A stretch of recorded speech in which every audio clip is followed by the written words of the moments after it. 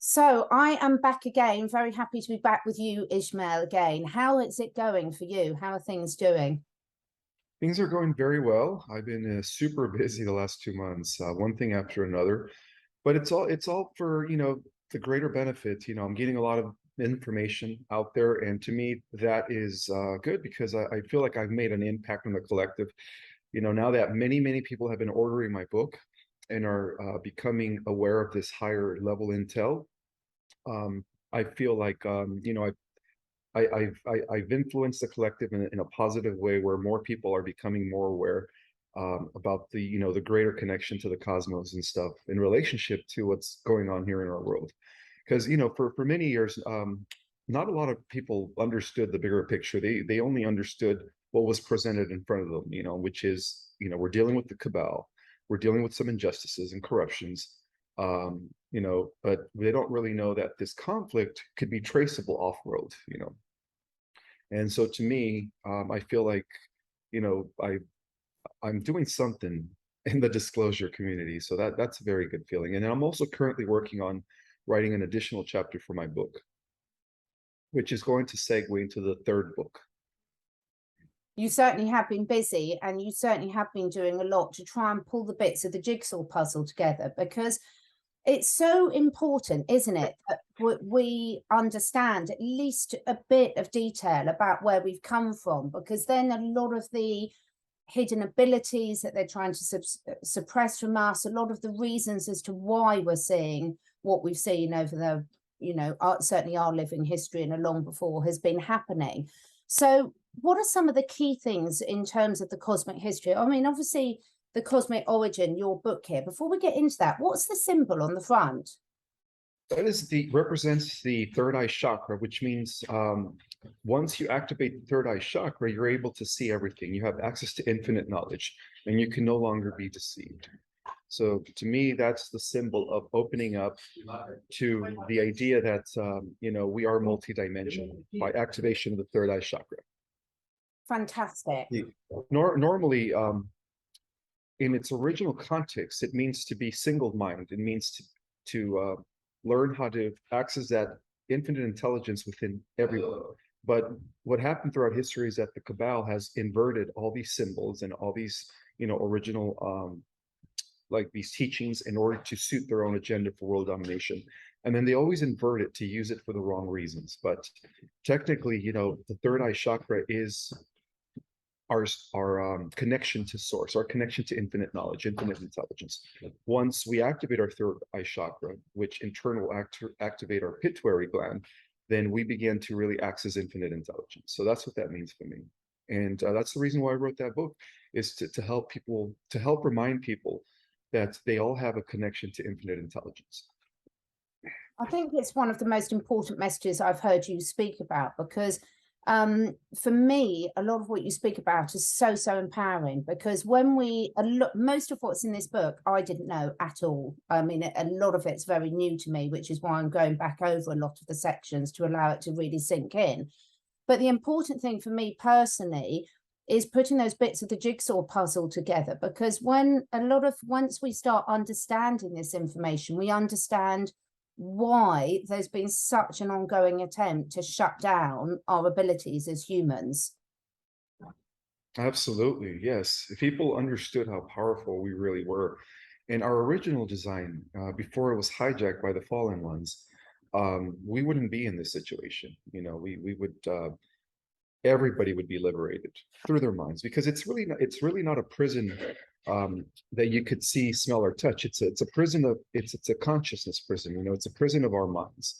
So everything's really boils down to perception. The moment we shift our perception, our reality changes with that. So Yeah, that's really important. And do you think that's why one of the things that I've been noticing a lot, and I'm sure you have too, is there's so much tension and so much distraction, even in people that are looking to try and spread awareness on platforms such as this. And one thing that occurred to me, I'd like your opinion on, is the body has a fever to try and put itself back in balance, to deal with what's not meant to be there. Do you think this almost flurry of of anger and resentment and blame calling and everything. Do you think that's part of the clearing of the energy? Absolutely. Yes. As we move into this higher frequency as a planetary collective, we're definitely being, in a way, compelled to deal with all this suppressed trauma and unresolved emotions, because we're going through a transmutational process as a whole, not just humanity, but the entire planet. And so that's why the planet is shifting. That's why the planet is going through all this turmoil right now. Weird, weather phenomena. It's all part of the purging that's taking place. So it's a release of old. It's a release of the old dense energy, because we're entering a new era. So that's all part of the transformational process.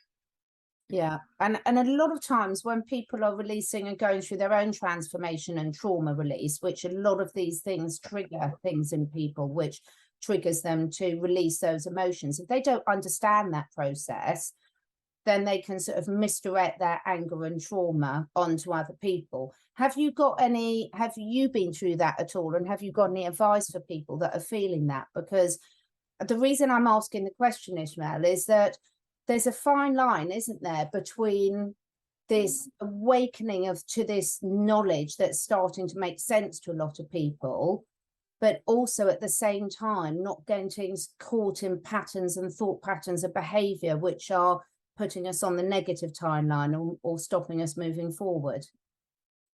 Oh yeah, I'm still going through it. Everybody does. It's part of the transformational process. We're going back into full consciousness, because we have been in limited consciousness since the fall of Atlantis, and we're going back to our original status as we also begin to use more DNA potential, or DNA, dormant DNA. But yeah, it's a process that we all have to go through, because we're not only clearing our own individualized karma, but we're also clearing our ancestry, because this is the last embodiment. So we're clearing it. We're clearing our entire our ancestral lineage, going back to the beginning of time, because we are going to be entering a whole new era, and so everything has to be cleared. Everything has to be transmuted. It's a bit like when you move house, isn't it? You want to get the old house sorted, leaving it clean for the other people, and you're hoping that where you're moving is going into that. So why do you think, yeah, why do you think humans have ego? Because when we are in the lowest of dimensions, everything seems to be separated, so we only identified with ourselves. We see ourselves as separate from everybody else and every living thing, when in essence we're not. We're all connected through energy, and we're all part of that one immeasurable force called the prime creator source, as expressions of one. But in the lower dimensions, everyone sees themselves as an individual, and so that's why there is ego. That's why people sometimes forget their connections to everything else. And so in a way, it's part of I hate to use the word survival mechanism, but in a way it is. Everyone's trying to just survive. So because they see themselves as disconnected from everything else, they only do what's good for them. They don't see themselves as a whole with everyone else. So that's the reason why ego exists. It only exists below the fifth dimension, but from the fifth dimension and up, there is no ego. At that point, everyone is in unity consciousness. Everyone sees each other as one and the same. And then at that point, it is not about the individual person, but it's about the collective. It's about the greater whole. And that's what we're heading. We're heading back to. So do you think that's one of the best? We often talk, when you and I are talking about some of the things that people can do on an individual level. And is that one of the areas that you think would be really important for people to work at, to look at, is their ego in balance? And if not, what they can do about that? Absolutely. Yes. Because part of this fifth dimensional ascension is putting the ego in check, because fifth dimension, there is no ego. There's only selflessness, compassion, understanding, and unconditional love for all living things. Yeah, fantastic. It's really for me, you can see my brain almost cogging away and ticking away, but it's really starting to click into place. And I think, that it's understanding that there is a reason for it, for survival benefit. But if we get stuck in there, then unfortunately that's going to really hinder not only our own sort of happiness and joy and being part of connected to all that is. Why do you think there's this fascination from a human point of view and I do it as well. So, about always looking forward to what's coming. And instead of actually sort of dealing with what is now. And I'm wondering, like, I've noticed a lot that people are hoping this is going to happen soon, hoping that is going to happen. And this projection almost stops us of working on what we need to work now. Do you think there's something in that? And do you think that's affecting, you know, the progression of where we're going and how quickly it's happening? Yes and no. You know, there is a saying that states that when we are constantly anxious about the future, we're putting our attention in the future, and therefore we're not co-creating in the now. So that is that's not a good thing, because many people are anxious about, like, when is this event going to happen? When are the white hats going to kick in with the new programs? When are they going to expose the evil? When is it all going to come? When is the flash? Everybody's anxious about that, but what they fail to understand is that we are going through that process. It is in motion. It is going to happen. It is prophetic, and we just have to learn how to just put our attention in the presence, because the more we stop thinking about the future through anxiety, and the more we focus here in the now, the faster we're going to collectively achieve those results. And so, yeah, that's one of the biggest, I guess, challenges for most people. Everybody wants to reach the destination, but they forget about enjoying the process and the journey that is part of reaching the destination. So, but I also believe that a lot of people are actually enjoying the process as well, and consciously speaking, they're already living in the what they would consider a heaven on earth type reality. And so the more people do that, the more people are able to envision and feel what it's like to experience heaven on earth, and also to understand what heaven on earth would be for the collective, then the faster we're going to get to that point, because it's all about that 100 monkey syndrome, or what they call the Maharishi effect. Once we get enough people focusing on the here and the now, feeling what it's like to have a new heaven on earth, a golden age, then that's going to actually bring it forth faster than normal. But it has been prophesied, and I do believe that we are getting to that point. Yeah, very much so. I mean, I can see a lot of shifts happening for the positive, particularly the people that sort of listen to people like you and I seem to be very much aware of that. And it seems to me that this is one of the most deliberate plans of the cabal, to keep people in that mindset, because we can see it with consumerism and everything else. You're never satisfied with what you've got. And that is the biggest enemy, isn't it, of actually enjoying the present moment. Absolutely. Worrying about the future, dwelling in the past is actually throwing us off from co-creating the timeline we want to all be in. So, it is a war on consciousness, Catherine. It is a war on, the future of humanity. But bear in mind that, the positive timeline has been secured by the higher intelligences. So it's just a matter of getting everyone on the same note, everyone thinking in terms of, we're all co-creating this collective reality. So why not, do it in a way where we put all our concentration, all our emotion into what we want to create, instead of worrying, because worrying, all that does is just prolong it. So yeah, it's best to just focus and really just ignore all those negative things that are coming from the mainstream media, from other alternative newses.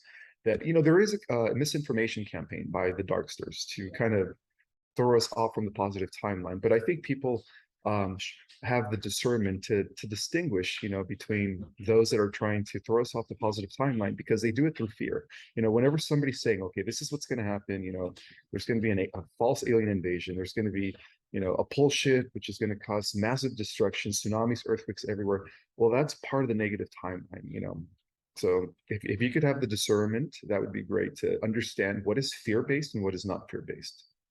Because everything that's fear-based comes from the negatives, so. Yeah. And what about in terms of, do you put any of your attention or energy in terms of what is happening now? So about informing people about, so for example, you've spoken, I'll be careful of my words here, but you've spoken on your Instagram about the mark of the beast. Yes. So there's Well, yes. I've known from the beginning that they rolled out, C-19. I knew where it was heading. I knew that that was actually the way that they were going to manipulate society into getting, the mark of the beast. And we know what that is, symbolically, right? What they've been administrating for the last 2 years. And unfortunately, over 70% of the world population has already received it. Some people are even on their fourth and fifth dose, which is insane. But, it is written there in the book of Revelation. When John the Revelator wrote the book of the Apocalypse, he talked about how many people would be signing up for this. Many people would be eager to get it. Well, in a way, he was talking about what's happening right now. And when he was describing the beast, he left us with key how can I say it? With hints. The hints were it's the beast is not going to be human. The beast is not going to be a fallen angel. It's not going to be a demon, but it's going to be something else. Well, what he was alluding to was AI. That's what he was alluding to, because throughout all the multiverse, AI has always been the most destructive force in all of existence, because in the end, it is the opposite of the Christ. It wants to consume, destroy, assimilate, and then move on, which is the opposite of light. So when he was referring to the emergence of the beast, he was actually talking about AI. But how can he explain an intelligent machine 2,000 years ago? It was impossible. So people would have been very confused if he would have just revealed it for what it is. But he did leave us hints. He talked about Gog. He talked about Magog. Well, Gog is Google. Google has been sentient now for many years. And Magog is the metaverse, Zuckerberg's version of the metaverse, right? This digital world where they want to throw us into this avatar state, where we lose the connection between this reality and that reality, and then we can't really distinguish the difference. Well, that's all working together in an effort to thwart us into this AI loop timeline, which is known as the Phantom Matrix. So that is happening through, 5 golf. I don't want to use the word, what I mean, 5 golf. And then the positive timeline is happening through 5D. So 5 golf and 5D are going to be bifurcating into two different timelines. Those that are on the 5D timeline, those that weren't pushing the mark of the beast, those that are, fighting this system, in terms of bringing awareness, are actually going in the 5th dimensional timeline. But those that were not forced, but those that were pushing the mark of the beast, and those that were willingly, to get the mark of the beast, unfortunately are going into the transhumanist timeline, because it's already within their body. That's what the mark of the beast is. It's the equivalent of a computing device that they're putting in your body, that's going to be activated by 5 golf. And when it does, that's what they call the zombie apocalypse, in a sense, where it just kind of takes over people's minds. But really what they're doing is they're trying to connect people's minds to the Borg. And that is something that they've been doing in many, many worlds and in many, many galaxies. For example, a species that became victim to that are what we call the Greys. See, the Greys used to once be human. Millions of years ago, the Greys existed on a planet called Apix and Lyra. And they look just like me and you, Catherine. And due to the AI infiltration that took place, they destroyed themselves, and they went into the inner Earth, or their inner planet, and they decided to, in order to prevent another Holocaust, nuclear Holocaust, from happening again, is they decided to do away with their emotional body by eliminating their sexual organs. And when they did that, they couldn't reproduce naturally anymore. So they resorted to, cloning, cybernetics, and nanotechnology and stuff. And that's how they became very cybernetic. And then after millions of years of cloning, they realized they were just losing their connection to source. And that's the reason they morphed into these little creatures that we now see today. But they used to be humanoid. So the Greys are a perfect example of what happens when humans become transhuman, go into the humanist agenda. So it's something that's been happening throughout the galaxy. Yeah, no, it's just absolutely fascinating. And I think it's probably something, when people know that I'm going to be talking to you, it's something I get the most questions about. Can you ask about what's going to happen to our family members? Can you ask? And you have spoken to it numerous times before, but you have also said that if people have got the realization, then they'll be moving up into the 5D. And also, it's not a one-off thing. It's just, if they're not ready to move now, then obviously on their journey until they lose their souls, there's still plenty of opportunities for them. Is that correct? Oh, sorry, you're muted. All right, absolutely, yes, yes. And those that were coerced in order to keep their jobs to feed their family, they're going to be spared. The Yeah. solar flash, which is synonymous to the coming of the Christ. See, the coming of the Christ is really that energy that's going to activate the Christ mind in all of us. It's not just an individual. It's not just one individual coming from it. It's actually when it talks about how it's coming from above, it's coming from the sun. See, the sun is releasing that energy that's going to totally nullify and neutralize all the nanotech in people's bodies. So those that were forced to get the mark of the beast are actually going to be spared, and they're going to be able to go into the 5D ascending timeline. But those that didn't, they're still going to have a chance at the end of the millennium, at the end of 1,000 years of peace, to regain their soul and their connection back to source.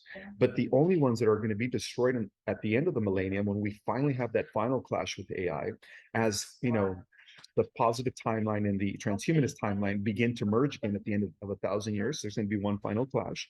The only people or the only entities are going to be eliminated at that point are just the cybernetic intelligences that have no soul. In other words, all AI will be destroyed at that point throughout the entire multiverse.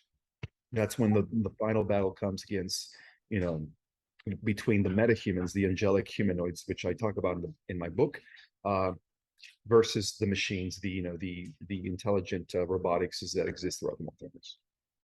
It's really interesting because a lot of people who are at the forefront of what I would call modern disease management, not the traditional Western pharmaceutical-led disease management, have really come to the realization that all disease is a lack of energy at a cellular level. And what you're describing is basically putting that energy back into people, which of course then the diseases and everything else would go. That makes complete sense, even from that understanding.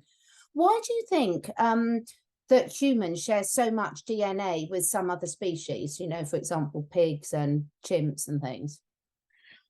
Because we are an amalgamation of not just humanoid races, but every, how can I say it? So to every animal species we have the equivalent of a hominid type of body, and then the head of that animal. So we have lion people, we have dolphin people, we have bird people, we have pig people, cow people, every animal that exists throughout the multiverse.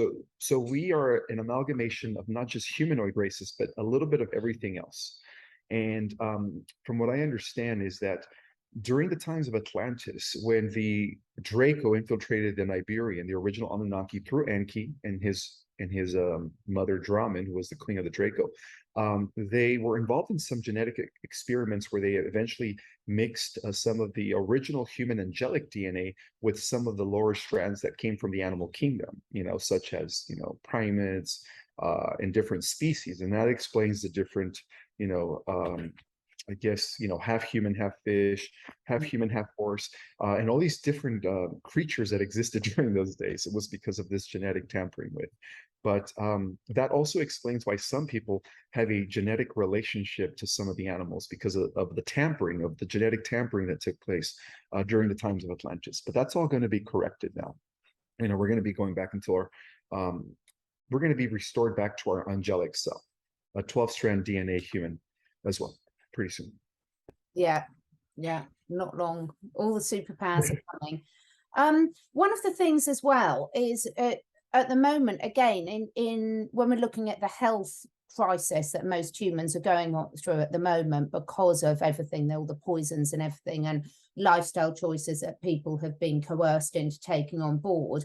One of the things that's come out is actually most humans are more bacteria, for example, and microbes than they are human cells. So the importance of our microbiome. So at an organism level, we are our own ecosystems almost.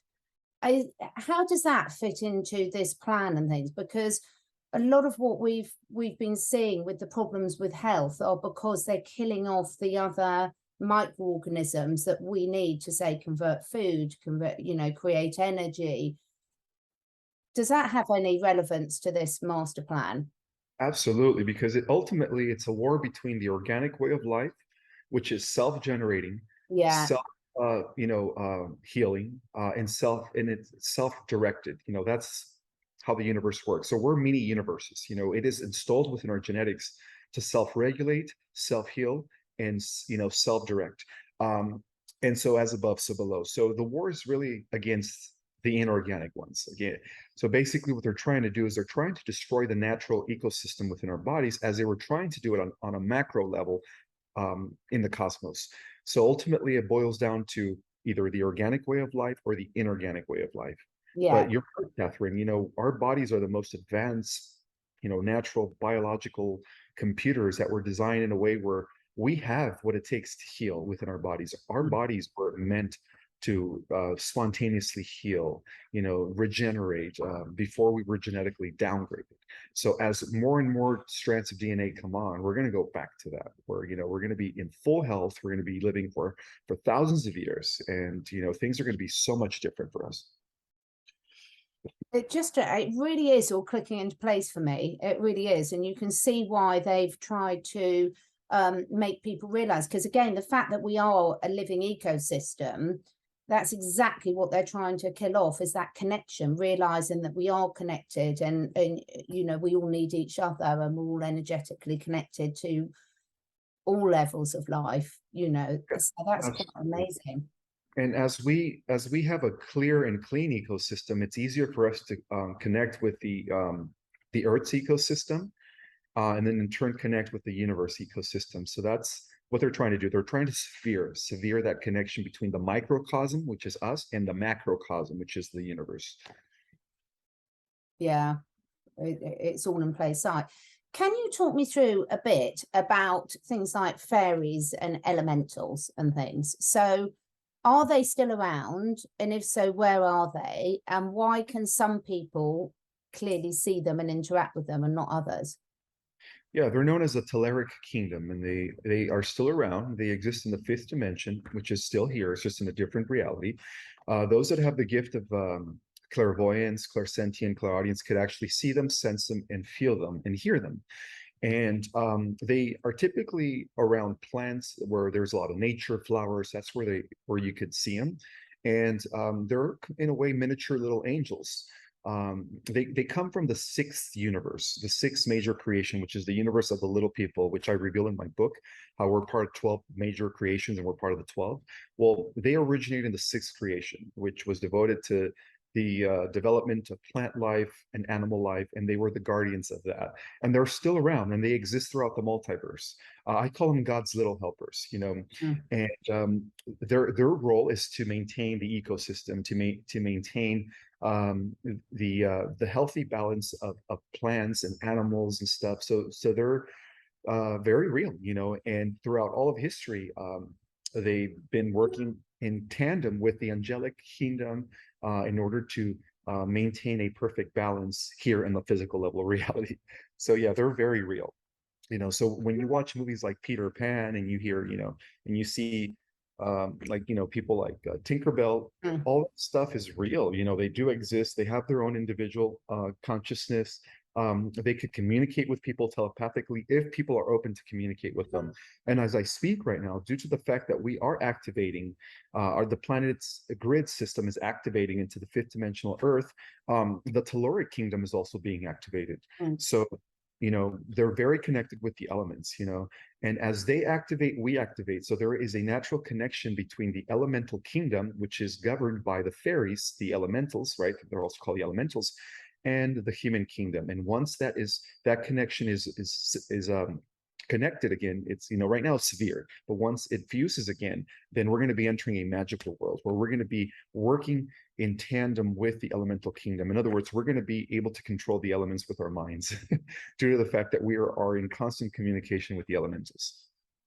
It's really fascinating, because when you're talking about that, when we look at some of the biggest manipulations, like the dark side controlling our weather, and the fires are everywhere, and the droughts. I mean, we're in the middle of a big drought here in the UK.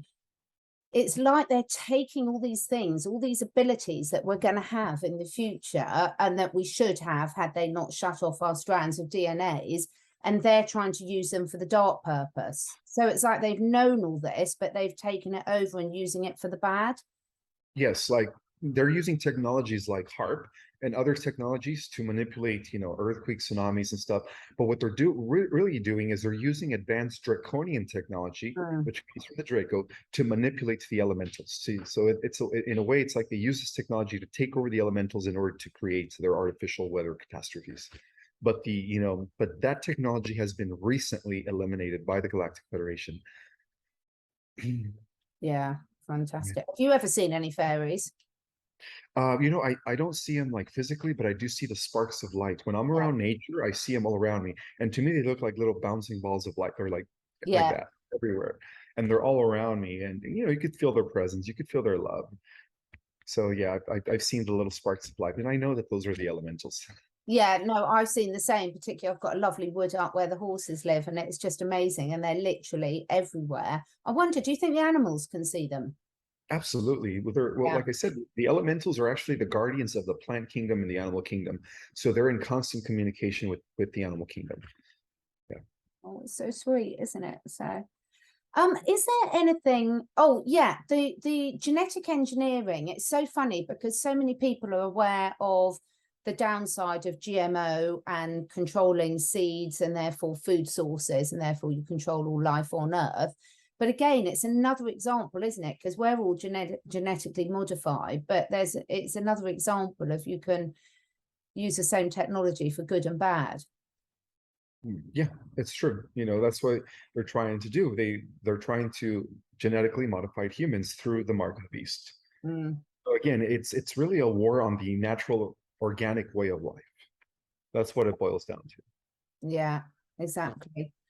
Are there any areas at the moment that you personally are confused about, or thinking, okay, I don't quite understand this, I want to really get to the bottom of this?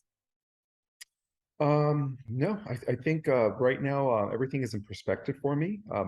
If I feel confused about something, I immediately go into a meditation and I try to access, from the higher realms, to see if they could, bring some sort of clearance to what I'm confused about, or I'll research it.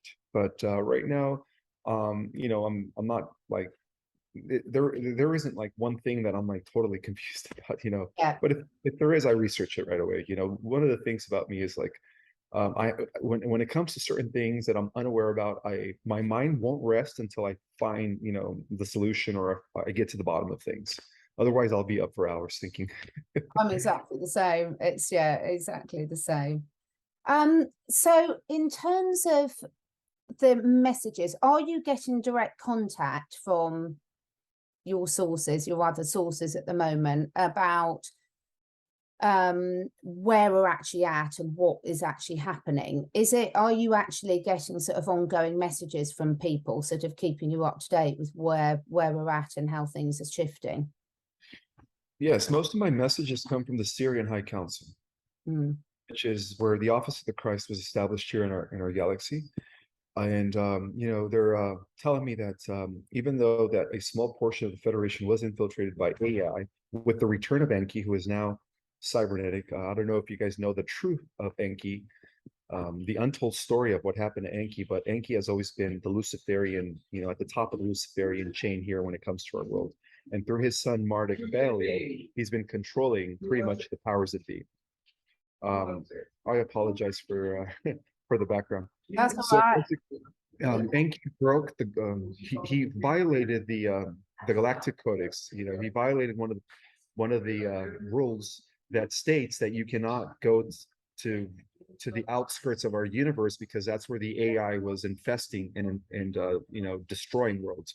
And so he went ahead and he did that, and he was infested with nanites, because he wanted to see how he could become more powerful so that he could regain control in our galaxy, for the Orion Empire against the Galactic Federation. Can you still hear me? Yeah. Okay.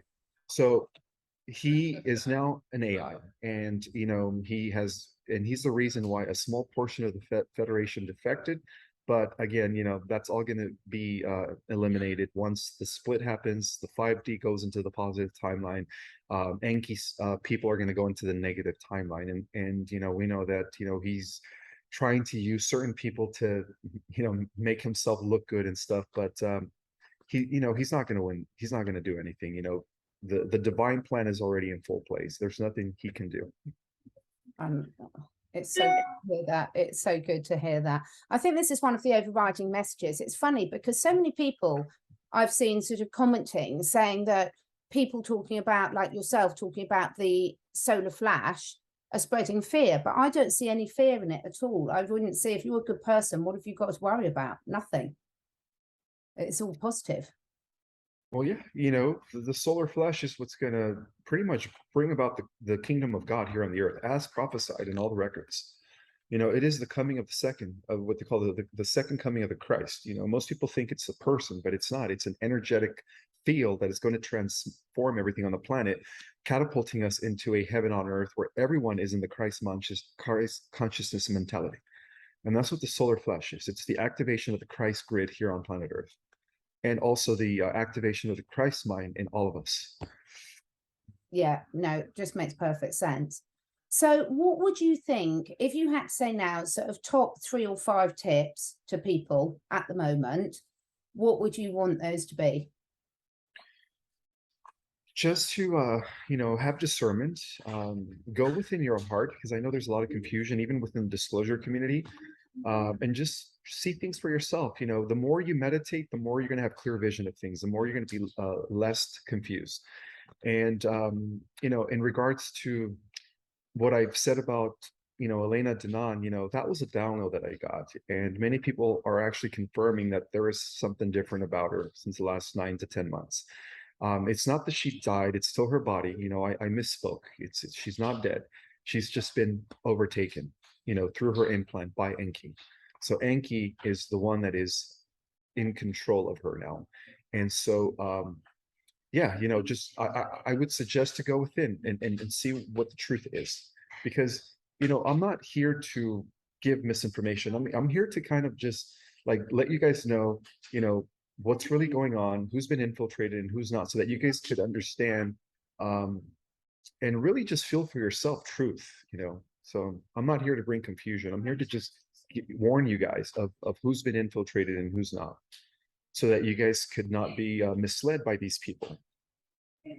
And at the end of the day, it's all down for everyone to take self-responsibility. I mean, for me, all information is valuable, because then I'll put it through my own filter, and as you say, go within and decide what resonates with me and what doesn't. So I think it's really hard for people. I think that at the moment, I think so many people have gone from learning so much over the last couple of years about how much they've been lied to and everything. It's a bit like now everything's suspicious. And I think that's just allowing people to allow themselves the time to sort of to step out of reaction mode and just sort of think, okay, if this resonates with me, I'll take it. If it doesn't, then I won't, because that's what it's all about, isn't it? No one can do it for an individual. You've got to do it for yourself.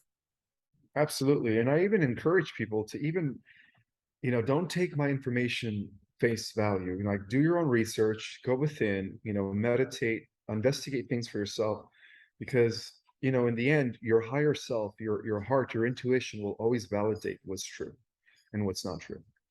Yeah, that's very true.